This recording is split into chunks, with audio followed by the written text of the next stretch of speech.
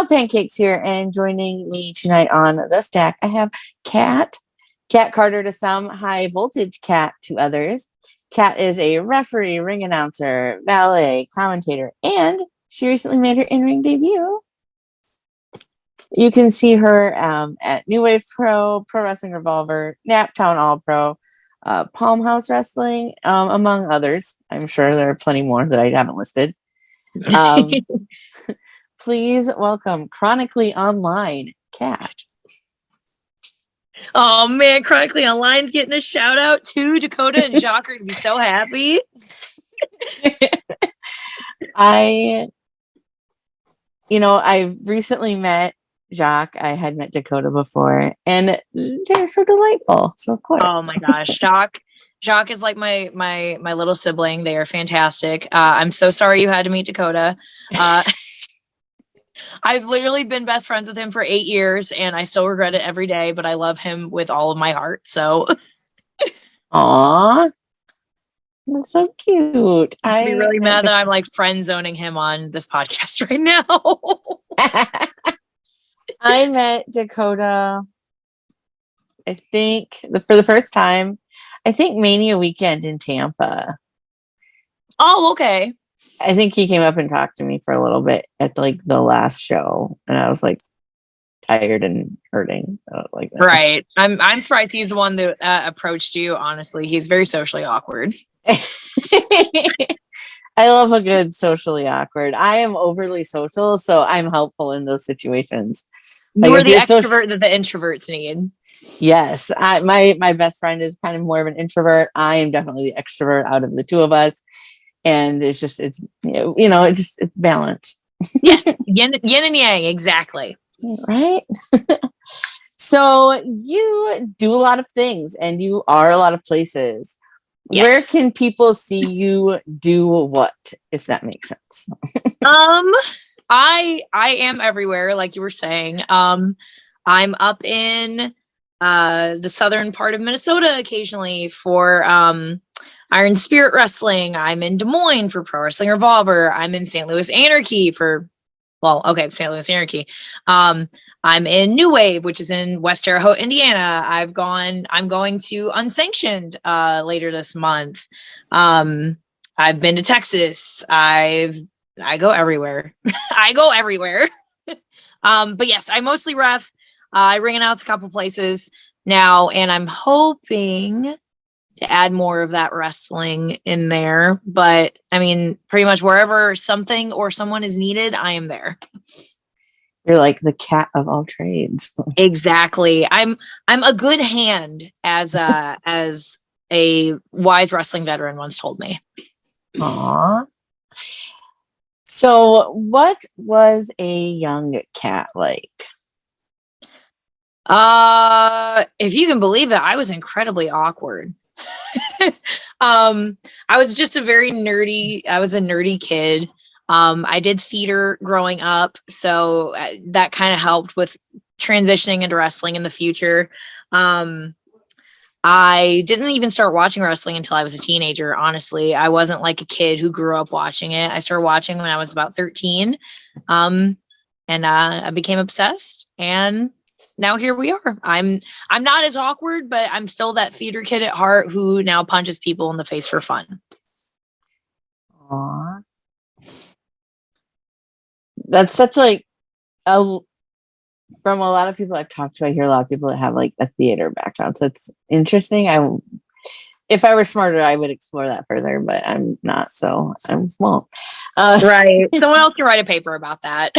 Right. Someone else can do that research. Just an idea, throwing it out there.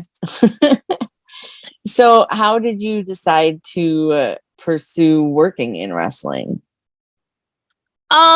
As a teenager and like starting to watch wrestling, I was like, wow, this is really cool. I'm a writer, and I was a writer back then. So I was like, oh, I could start writing for the WWE. That would be really cool. And then like, as I got older and like, I started to realize more, I was like, wait, I could just do this. Like I could just be in wrestling. So I got into shape, and I went to my first round of wrestling school, which I had to unfortunately take a break after that because I got injured. after a couple months of kind of soul searching and like figuring out what I wanted to do, I was like, you know what? I still want to do this wrestling thing. So I moved to Cleveland, Ohio and continued my wrestling training from there. And now here we are. I never thought I would make it as far in the business as I have. There were some, rocky parts of my life that I was just like, oh, I don't know. But I've done more this year than I ever thought I would do in like my entire career. And it's only going up from here. So what were some of the best things you've learned while training? I was very thankful to have fantastic people to learn from when I was at AIW training. Dominic Guarini, Johnny Gargano and Candice LeRae came occasionally, and they would come and help out and impart some of their wisdom. Honestly, some of the best takeaways I got was being able to think on the fly, being able to improvise and do things, whether it be character-wise with promos and things like that, or just people forgetting spots or people, not knowing what to do next in a match. And I would be able to, I'm sorry, there's like a gnat flying in my ear.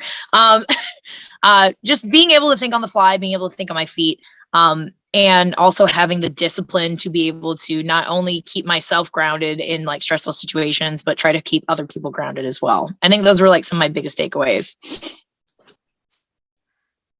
So who has had the most influence on you both in and out of wrestling?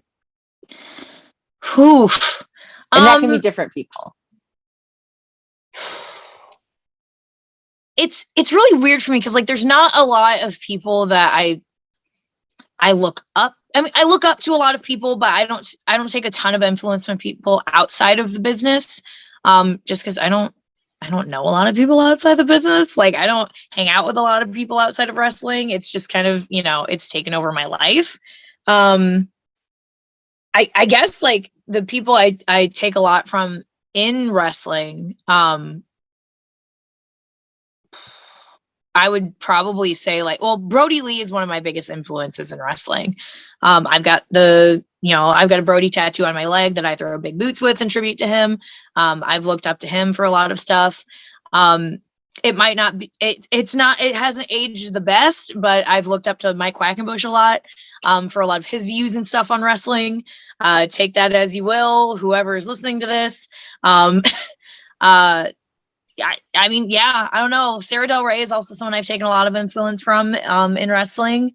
Yeah, I don't know. There's not a lot of people outside of wrestling. It's kind of sad. No, I get it. Like when you've been around it for so long, it's like that's who your friends group is now. Yeah, exactly. It's like, and people that aren't involved in wrestling kind of sometimes fall to the wayside. Yeah, and they don't get it, and I'm just like, well, if you don't get it, I don't want you to get it, and that's fine. And then they part ways. Yeah, no, I get it. It quickly becomes, and like especially you with working, like I'm just as a fan, like I've seen it happen with me that like my non-wrestling circle of friends is small. Yep.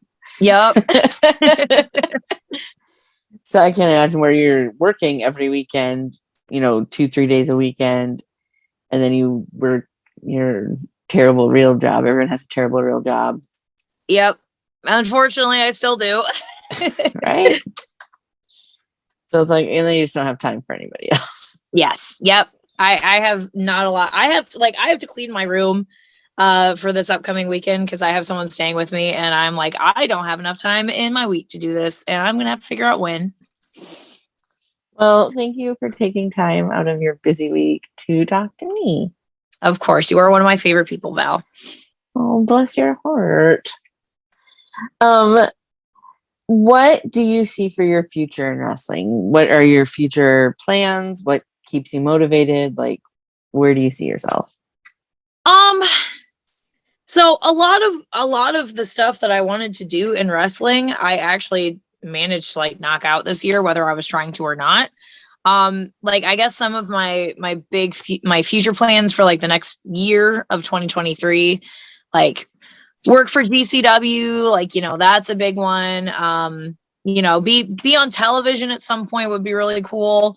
I mean, I guess that's just that's the goal in general, is like, whether I get a contract or not, just be on TV, have people like recognize me in wrestling and like see like, oh, hey, that's Kat, I know her. And, just travel to more states, like be able to be like a nationwide or worldwide talent. Like, I've got my passport, I can go to Canada or Mexico or wherever they want to have me. So I don't know. The world is my oyster, I guess.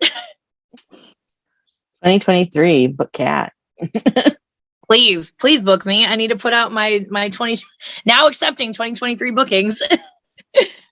If you don't have a graphic and post it with eyes, from what I understand, it doesn't count. Right. Eyeball emoji, fire emoji.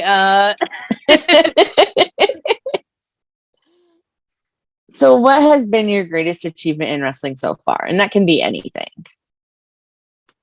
I mean, my debut is probably a bigger one for me, like being able to say I've formally done that and not just, oh, I've done some matches and seminars or whatever. Like, that's pretty big.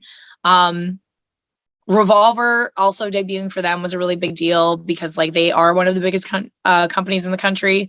So it's very cool that they love me and they wanted me to be a part of their product. One of my big goals for this year was like debuting for Anarchy. And the fact that I not only was able to ref at Anarchy, that I am now their regular ring announcer, which is like incredible for me because like I love ring announcing and I don't get to do it very much. So I mean, I guess those are some of like my big things from this year that I look back on and I'm like, oh, I guess I did do some cool stuff. Good. So what has been the greatest obstacle that you've overcome in wrestling?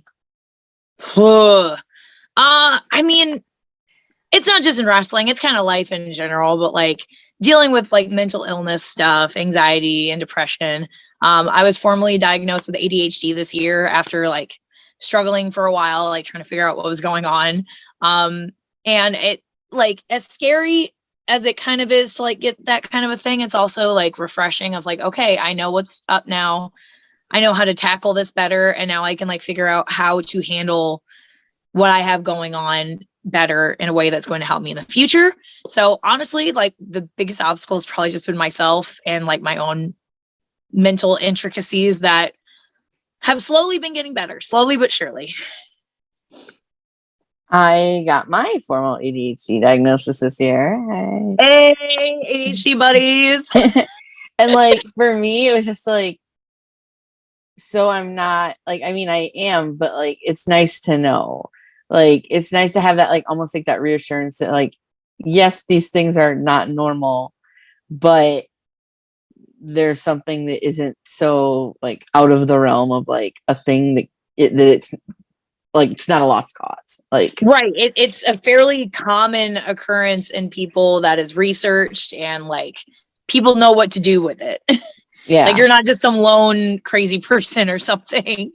Talking to myself in my apartment with making friends with my corner. Like, Oh my God. Yes. I go to work and I will repeat the same phrase like 15 times in the span of like a minute. And people are like, what are you doing? I'm like, I don't know. I just can't stop thinking about this specific lyric from a Kelly Clarkson song. I have no idea.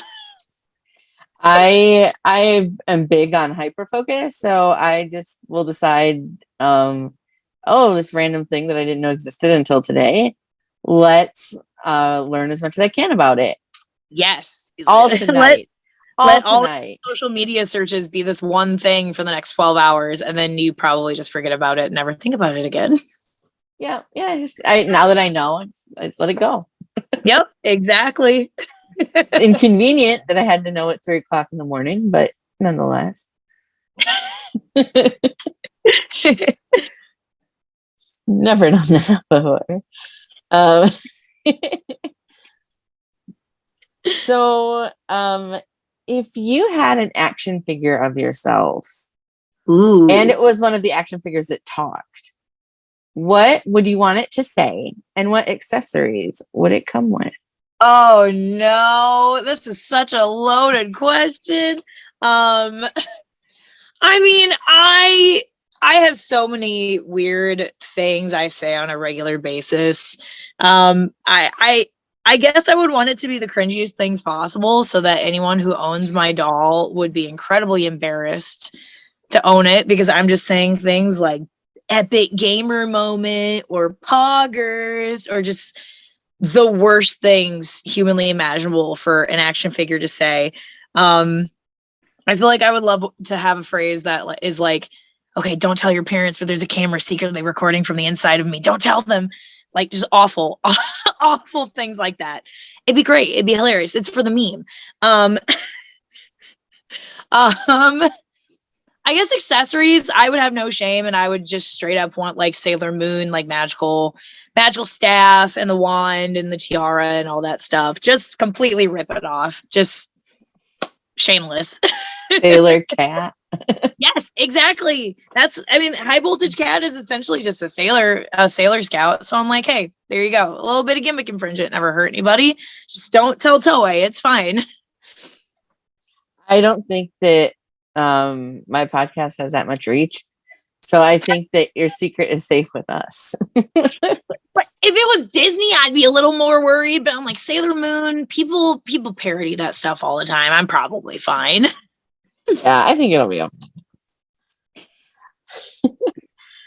So you said you've been in wrestling for quite some time.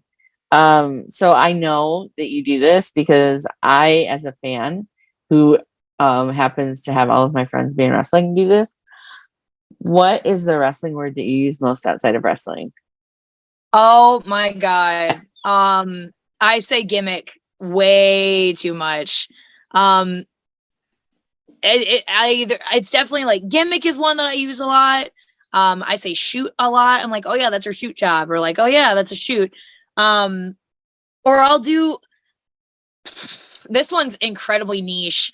So like a lot of times when people are calling matches, a lot of people are calling matches. They're like, oh yeah, and then we'll do the Johnny Boy or we'll do the Hero Boy or something like that for a move. But I'll do that in real life, and I'm like, oh yeah, just grab that like red boy over there if I'm like pointing at a cardigan at work, or I'm like, oh yeah, I'm just gonna grab like a chip gimmick real quick, or just oh, it's terrible. And people at my job are like, what are you talking about, you crazy woman? Oh, my brain has permanently been poisoned by wrestling. like I said, like I know that I do it as a fan. I know that all y'all do it because I hear y'all do it. Like, yeah, it's terrible. But gimmick is the one that people reference most often, if that helps. Yeah, I'm not alone. So I know you do a lot of traveling because I know approximately where you live and I know where you work. So, Yeah. So while you're on the road, what are you listening to? Are you listening to music, podcasts? Like, what do you got going on? I'll usually switch in between like music. And my therapist actually recommended I do audiobooks. So I've been doing some audiobooks recently. Those really help pass the time like better than music does. If I get sick of music, usually I'll call either Dakota, because he's usually awake at whatever ungodly hour that I'm going to be traveling. Or I'll call one of my friends, Victor Analog.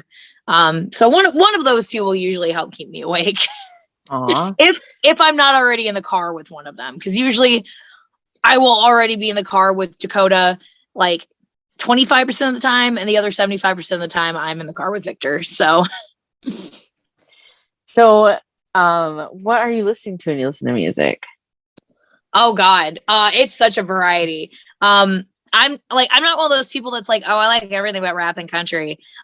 There's some country I like, there's some rap I like.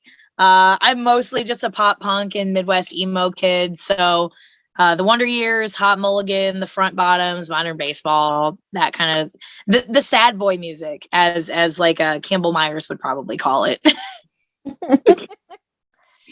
I am an elder emo, so I feel you.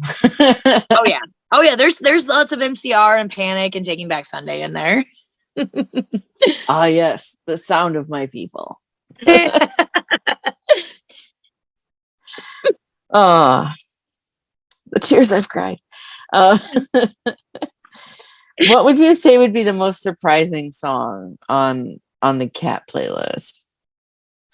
Um, oh man, that's a tough one. I have a couple like techno songs in there. I've got some Kazkada Every Time We Touch, that comes on occasionally.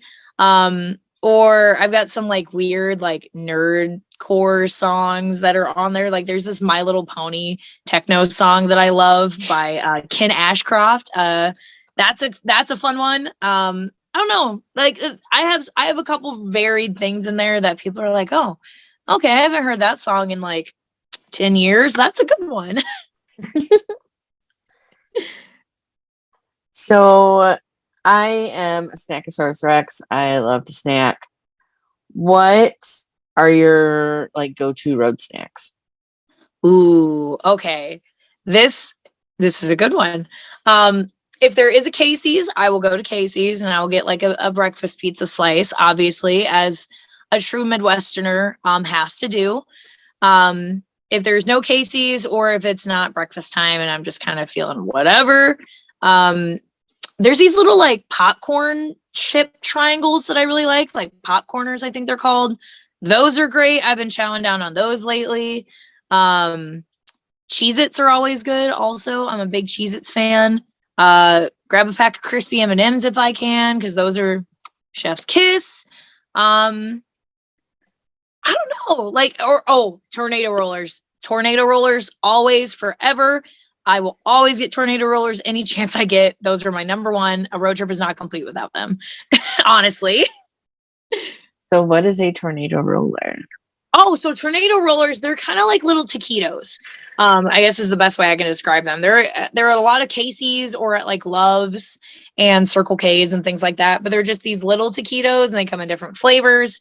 They have breakfast varieties. There's like ranchero steak and cheese that's really good. They're just like it's usually like 2 for $3. It's a really good deal. You can just grab a couple of them and then I'll grab an energy drink and I'll go. Thank you. Like I've seen tornado rollers, but maybe other people haven't. I don't Yes, know. you know what? I That's frequent fair. gas stations, so Yes, exactly. Not everybody not everybody's road warriors like we are. man, when you go into like a Casey's, it's like 3 a.m. and they have pizza slices sitting there. Ooh, child. Oh, nothing better. Those Yes, pizza slices could have been there for 4 hours. Doesn't matter because you're starving, and that's the option. right. They're about to throw them away, and I'm like, no, give me, please. Right? Like they're so good. I promise. I have eaten worse food. Yes, 100%. So, as a ref, what is your favorite type of match to ref? Ooh.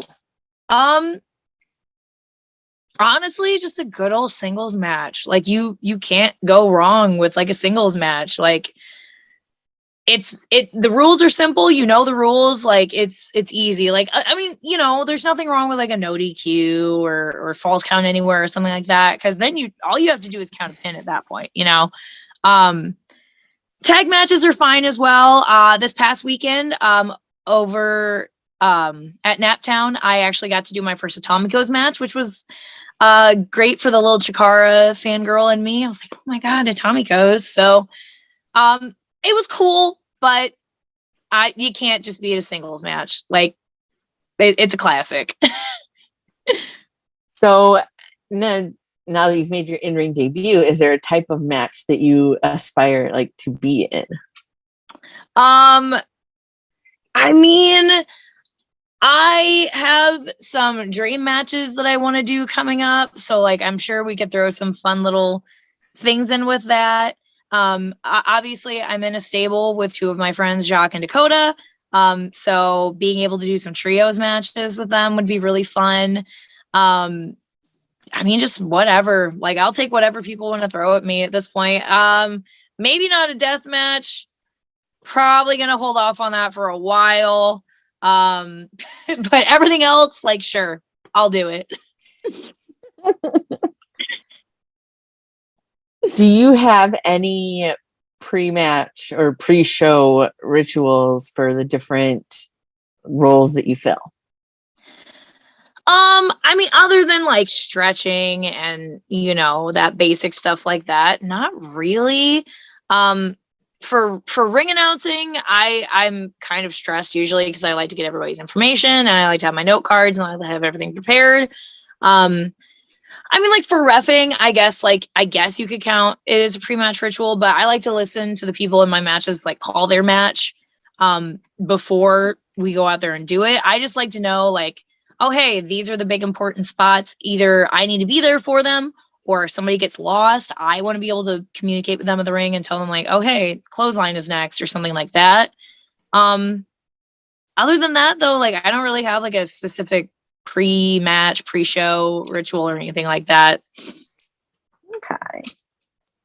So now we are at what is approximately my favorite part of my podcast, where you have either one or both of these stories. First type, one, like a really good travel story, where either something really funny happened, something really exciting happened, or somebody almost died. There's always one of those stories. Or alternately, story number two. You're like, oh, boop, boop, boop, boop, going to the venue. We're booked on this show. You get to the venue, you get to the show, you get and look at the company, you go, what the fuck did I just get myself into? What is this? So your best travel story and or your best like wrestling horror story. Okay. So, funny travel stories. I mean, like, okay, every trip I make with my best friends is always going to be fun and stupid and goofy for no reason. You're on the road and you see all kinds of random people that are out and about. When I was in Dallas with Dakota and his brother, one of my other good friends, Damian Deschain, we went to a 7-Eleven and what can only be described as the white trash power couple came in. And we had no idea. We were just there getting our snacks and our energy drinks for the next day that we had to go to GCW early in the morning. But we're standing there in line waiting to check out, and the cashier recognizes this couple, and he's like, out of the store. Out of the store. You have dirty hands, both of you. And we're just like, what's going on? He's like, no, get out. And the girl's going on some tirade. And she's like, no, I have $300 in my pocket right now. I can buy whatever I want to in this store, blah, blah, blah, blah. But I mean, she's also leaving. So I'm like, oh, okay, you got $300, I'm sure. We get our stuff. We're just like, hey, man, good job. Good on you. That was pretty cool. And as we're leaving, the couple is like hanging out on the corner of the gas station. So we go the other direction. And this guy tries to give us his mixtape for free. And we didn't take it, unfortunately. And now I regret that every day of my life. But that mixtape was fire, dog. That's a fun one. No, I'm sure it was like total fire, eyeball emoji, 100, gas, like all that stuff. That entire Dallas trip was wild, though. Also, like Dakota was the one who rented the car for us, so he was the only one that was allowed to drive the rental car. And letting that boy drive, I don't know how he's a Domino delivery driver for a living, because I was in the back seat clutching the rental car's leather for my dear life. I was like, oh my God, I'm going to die in Dallas right now because Dakota's going to kill me. I didn't die, if you couldn't tell. But the CPTSD will get figured out eventually. So what you're telling me is Dakota is not a good driver. He is a passable driver who will get you to your destination. And that's all I'm going to say on the matter. 5 stars. 5 stars.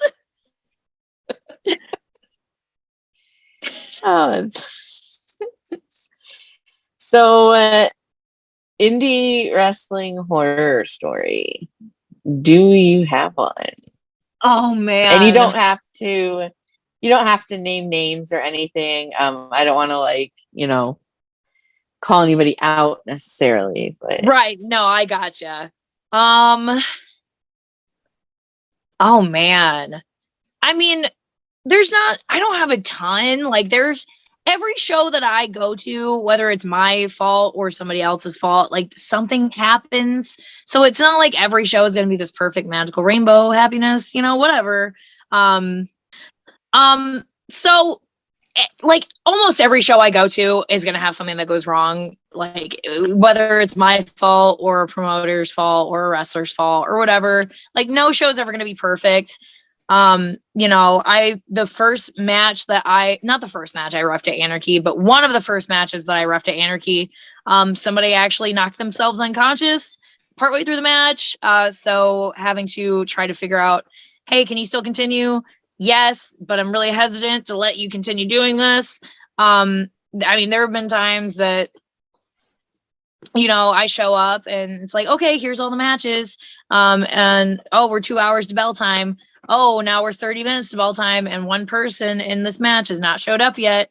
What's going on? We kind of have to figure that out. There's nothing like, I can't say there's ever been like a whole company or a whole show experience that I'm like, oh my God, this sucks. But there's always, a little sprinkle of something to keep you on your toes. well, it sounds like you can pivot and adapt, and that probably is what makes you so good at what you do.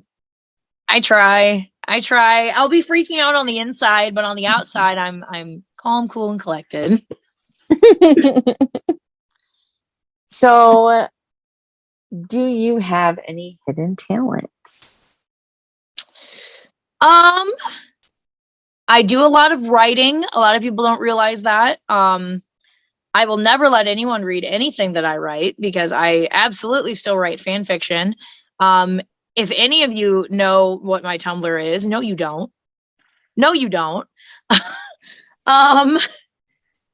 I also I do gear design for some of my friends, so I can do that. I mean, I don't know. I can talk really fast. That's a talent, I guess. I don't know. There's nothing like crazy hidden talents. I'm really flexible. Like that's about it. Well, that'll help in wrestling. Yes, absolutely. Yes. So nice. Outside of wrestling, like what hobbies do you have? Just I've got writing, obviously. Yeah. I work out a lot. I like to go on runs when it's nice out, weather permitting in the Midwest. I collect Pokemon cards. I have a very extensive Pokemon card collection, I found out, because I just recently cataloged my cards and I have, I think, like 2,800 cards and counting because I keep buying myself more. Is there anything specific that you're looking for? Or do you have any holy grail Pokemon cards?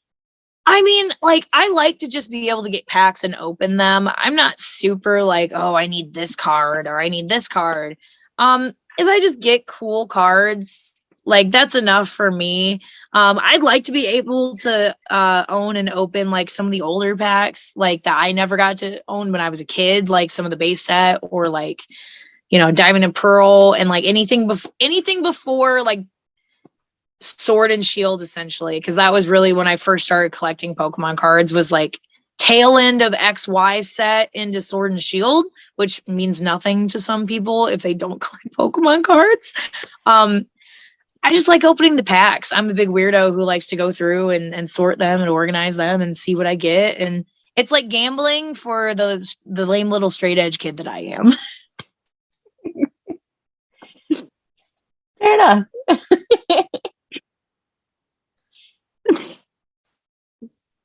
I am I know a little bit about Pokemon because I played Pokemon Go with my friends, but I was never into it before that. So, but I have learned now through pop culture and Pokemon Go. I mean, and that's a lot of people's first like introduction to Pokemon, and like there's nothing wrong with that. Like, however people get into the series and get into the fandom, I'm okay with. I'm not gonna gatekeep that. I just want to have more friends to talk about Pokemon with. Like, I just like the cute little animals. I don't know. They're just I don't want little to make them guys. fight. Yeah, they're just little friends. Yeah. Get it. So, what would you go back and tell a 10-year-old version of yourself? If you could go back in time, what wisdom would you impart on 10-year-old Kat? Stop sitting in your room all the time. Go out and talk to people and make friends. Just stop sitting there and sitting on your computer for like 6 hours a day and doing whatever I did on the internet at 10 years old. Like, just go out and adventure and have fun and you know, just be a kid. I feel like I didn't get to be a kid enough as a kid, and now I'm living that as an adult and doing these kid things. So I'm like, go be a kid, please. It'll save me some therapy bills later. Aw. So, if there was a cat scented candle, what would it smell like? So I love candles that smell like candy and smell like sweet things. So I would probably want it to be like a cotton candy, vanilla, just a very yummy sweet candle that you light it and it makes you just want to go get like a pint of ice cream. Excellent. That would be a candle that I would gravitate towards. So, The cat candle.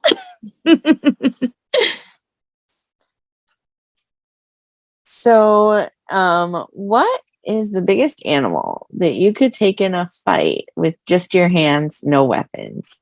And you can pretend it's attacking you so you don't have to attack it. So it's like Okay. a matter of self-defense. A matter of self-defense, I could probably take like a big dog, like a Great Dane or a Dalmatian or something, a Weimaraner maybe. I don't think I could take much else than that. Like, at some point, my body would just give up. Just be like, listen, dude, you're a prey animal. You're a victim now. There's nothing you can do here. But like a dog, I feel like I could take a big dog. Fair enough. So, how do you take your pancakes? What do you like in them and on them?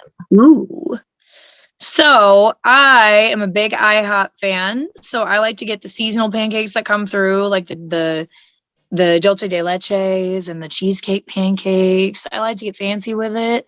Um, Otherwise, just give me like a blueberry pancake. I'll throw some like strawberry syrup on there or something, and bada bing, bada boom. I'm not terribly picky. A pancake, as long as it's a good pancake, a pancake is a pancake. Fair enough. As long as it's a pancake. Exactly. Waffles are not good, and pancakes are great. That is my hot take. That is the correct take to have. Waffles. I could go on about, but I will just say that they are classist. Yep. Because you need a special equipment dedicated only to waffles to make them. Whereas a pancake, all you need is a hot flat surface. Yep, exactly. Waffles are inferior. Absolutely. And I'm only sucking up to you a little bit by saying that. Pancakes are this superior food. Yes. If I could say words. I got thinking Chef's about kiss. pancakes and it made me want them, and then my brain just fluttered off.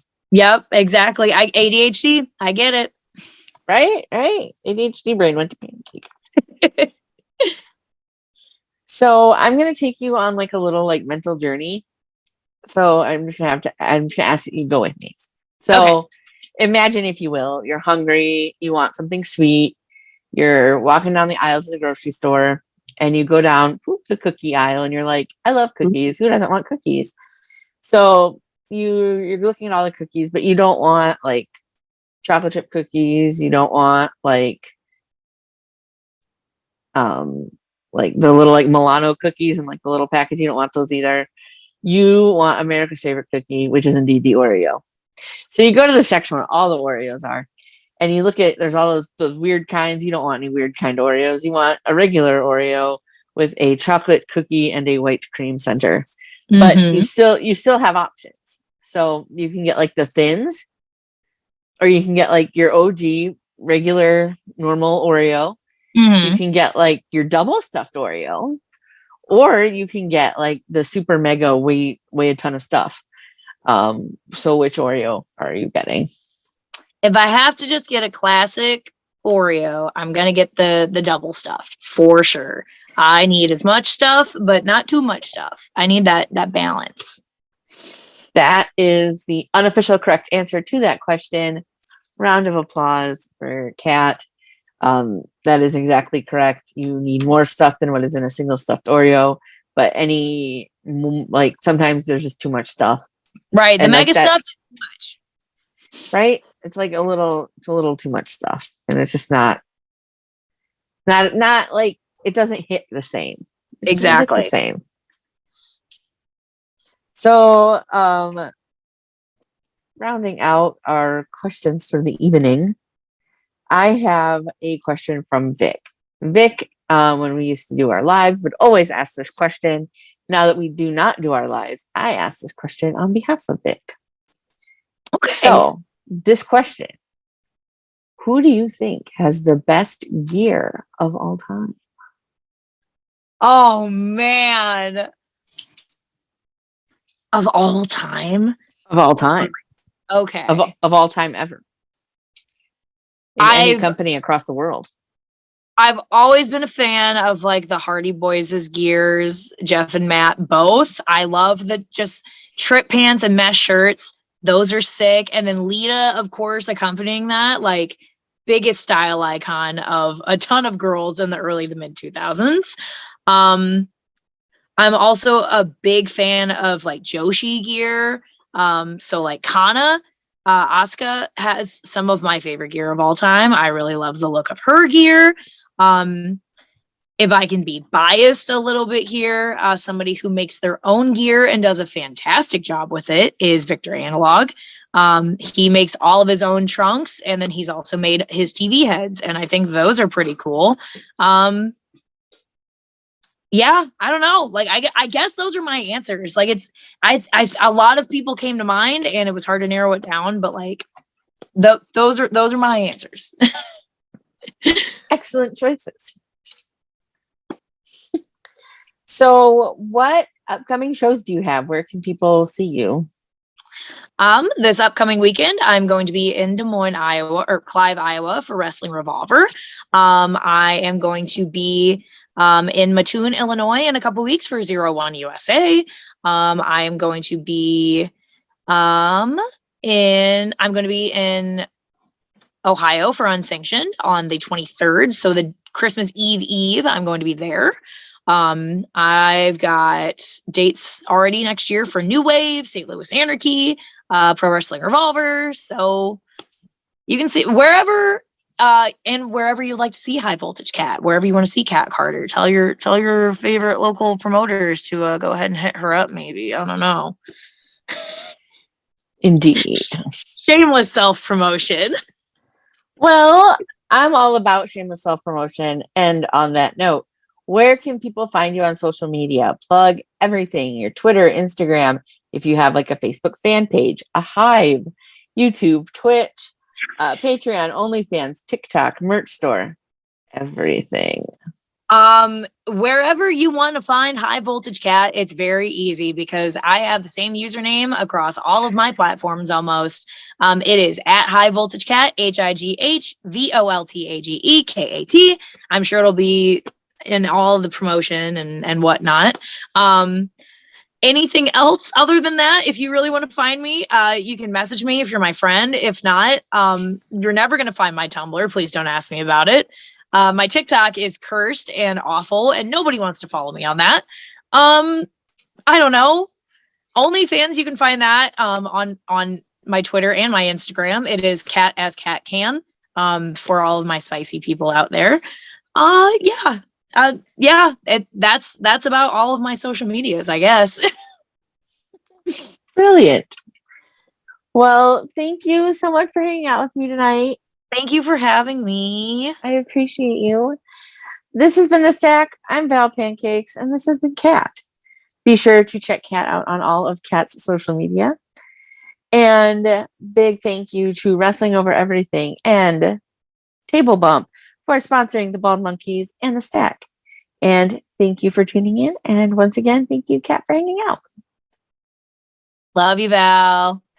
You too, Kat.